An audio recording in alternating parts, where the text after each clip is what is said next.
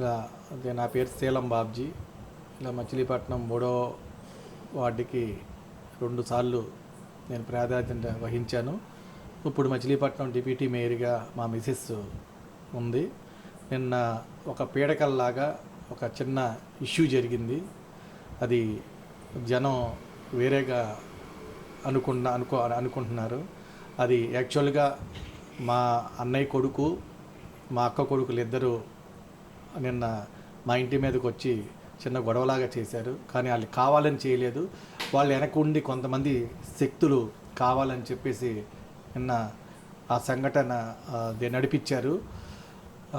నా దగ్గర పనిచేసే కుర్రోడు వాళ్ళ దగ్గర డబ్బులు తీసుకున్నారు అని చెప్పేసి ఇది కూడా ఇప్పుడు కాదు, గత ఒక 6 సంవత్సరాల కిందట అసలు ఆ విషయం ఏంటో, డబ్బుల విషయం ఏంటో నాకు 3 సంవత్సరాల తర్వాత ఆ కుర్రోడికి డబ్బులు ఇచ్చాడని చెప్పి నాకు విషయం తెలియగానే మా అన్నయ్యతో, ఏరా నువ్వు ఇంత అతనికి ఇవ్వటం ఏంటి, నా దగ్గర నేను 8,000 రూపాయల జీతం ఇచ్చేవాడికి నువ్వు అంత అమౌంట్ ఇవ్వటం ఏంటి అని అడిగితే, ఇలా తెలియక ఇచ్చాంట, ఎలాగో ఇప్పించంటే ఆ దగ్గర ఇప్పించే పరిస్థితి లేదు.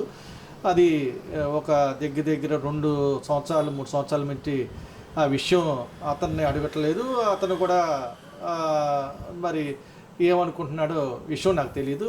నేను హఠాత్తుగా నిన్న ఆ కుర్రోడిని తీసుకెళ్ళి అడుగుతూ జరిగిందంట. వాళ్ళు వెంటనే నా ఇంటి మీదకి వచ్చి వాళ్ళు వెనకాల కొంతమంది శక్తులు కావాలని చేయించారు. ఇది మా కుటుంబ విషయం. ఎప్పుడైనా సరే మా అన్నయ్య వాళ్ళ అబ్బాయి కానీ లేకపోతే మా అక్క వాళ్ళ అబ్బాయిలు కానీ నా మీదకి ఏ రోజు ఏ రకంగా కూడా ఎప్పుడూ రాలేదు. నిన్నే వచ్చారు. ఏదన్నా ఉంటే మేము మా కుటుంబ సమస్యగా దీన్ని మేము పరిష్కరించుకుంటాం. నమస్తే ఫ్రెండ్స్, నేను మీ రూపిణ్ణి. మీ అందరూ చాణక్య ఛానల్లో వీడియోస్ చూస్తున్నారు కానీ వాటికి లైక్ చేయట్లేదు అండ్ సబ్స్క్రైబ్ చేయడం మర్చిపోతున్నారు.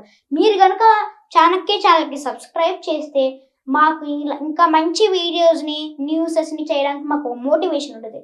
Thank you and don't forget to subscribe Chanakya channel.